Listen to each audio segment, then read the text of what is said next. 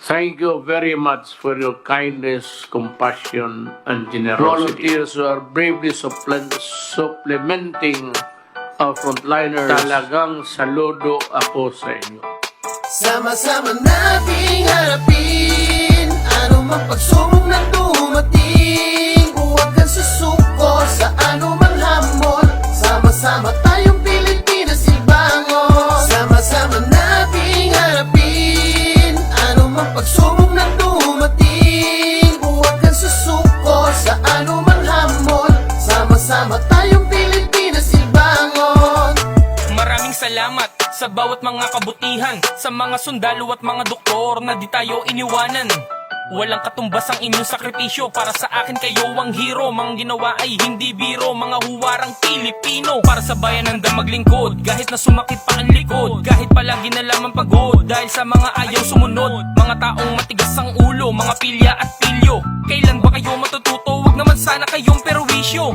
Tanging kailangan ay magkaisa, sumunod tayo upang mawala, at di na kumalat sa bawat isa. Ang sakit na sa ating dinala, lagi magugas na mga kamay. Wag na sana kayo na lumabas, upang ang bilang din na tumaas. Manalangin na lamang sa taas, gagaling din ang bawat mga sugat, at magiging okay na din ang lahat. Maghihilom sa tamang panahon at sisibol ulit ang bawat ugat ng ating bagong pag-asa, kasabay ng isang bagong umaga. Mundo na puno ng ligaya sa piling ng ating mahal na Ama. Sama-sama nating harapin anumang pagsubok na dumating. Huwag kang susuko sa anumang hamon. Sama-sama tayong Pilipinas ibangon. Sama-sama nating harapin anumang pagsubok na dumating. Huwag kang susuko sa anumang hamon. Sama-sama tayong Pilipinas ibangon.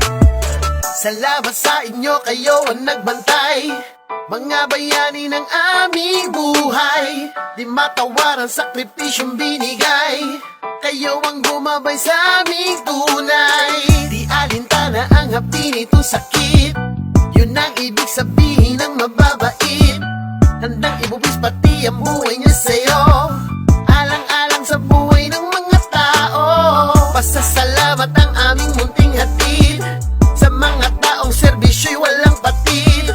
Kayo ang inspirasyong nagbigay lakas, kaya lahat ng Pilipino lumakas. Basta't huwag kang mawawala ng pag-asa, dahil sisikat din ang bagong umaga, at matatapos din ang bawat trahedya. Wala na ring mga mata na luluha. Basta tayong lahat ay sama-sama, pagmamahalan tangi nating sandata.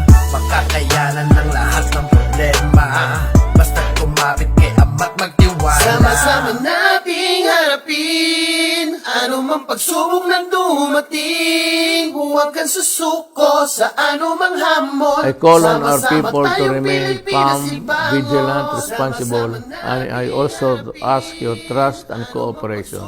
To face the challenge, tayo ay magkaisa, together as one nation. This challenge can Sama-sama be tayong overcome. Pilipinas ibangon.